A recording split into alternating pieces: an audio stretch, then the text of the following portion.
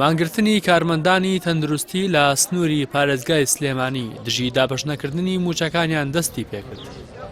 لەگەڵەوەشدا ئامادەکاری بۆ خۆپیشاندان و مانگرتنی سەرتاسەری دەکەن، چونکە زیاتر لە 50 ڕۆژە موچەکانیان وەرنەگرتووە. لە هەرێکە لە سلێمانی ڕانیە و سێ سادق و گەرمیان و شارە زۆر مانگرتن دەستی پێکرد.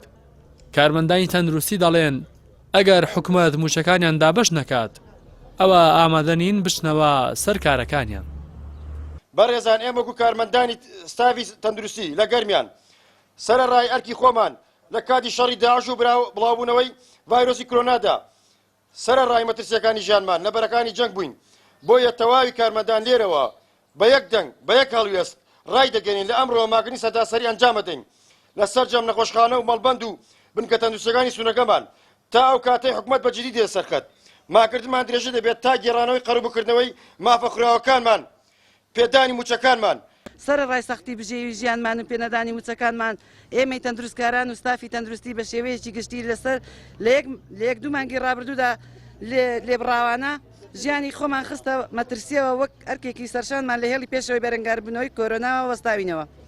ئێستاش کە نزیکی 5 مانگی 5 دەبینەوە وەک هەمووان دەزانن هیچ موچەیەکی ئەم ساڵ دابەش نەکراوە.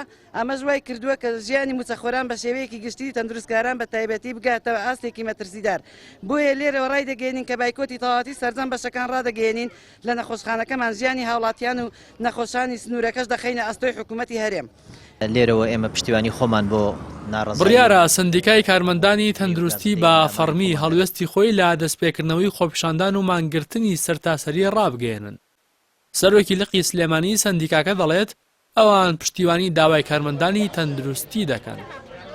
لێرەوە ئێمە پشتیوانی خۆمان بۆ ناڕەزایی و هەموو گلەی و گازندەی ئەندامانی خۆمان دەرەبرین چ لە کارمەندانی تەندروستی چ لە سێکتەری تەندروستی وە پزیشکان کە نزیکەی 50 ڕۆژە بڵێ موچە دابەش نەکراوە و ئێستا موچەی مانگ یەک نەدراوە کە ئێمەوە 4 مانگ تێپەڕیوە و لە کاتێکشە کە بڵێ ئێستا لە ڕوبەڕووبوونەوەی کۆرۆنا داین و سێکتەری تەندروستی لە ریزی پێشەوەی ئەو ڕوبەڕووبوونەوە بووە و لە حکوومەتی ناوەندی پاداشتی ئەم توێژە کراوەتەوە. ئەمڕۆ نزیکی 50 ڕۆژە کارمەندانی تەندروستی لە وەزارەتی تەندروستی و هیچ مۆزەفێک لە حکوومەتی هەرێمی کوردستان موچەی وەرنەگرتووە.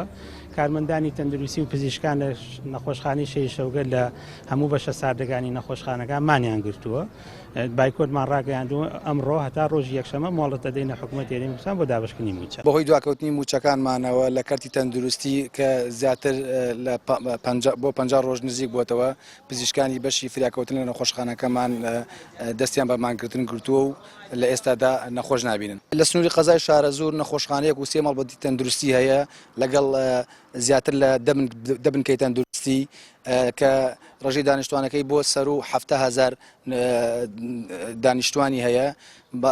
لە ئێستادا تەنها پزیشکی فریاکەوتن هەیە لە سنووری قەزای شارە زۆر ئەوش لە ئێستادا مانیان گرتووە. ڕەنگە حکوومەتی هەرێمی کوردستانی عێراق تاکە هەرێم بێت لە جیهاندا توانای هەناردەی زیاتر لە 500,000 بەرمیل نەوتی ڕۆژانی هەیە.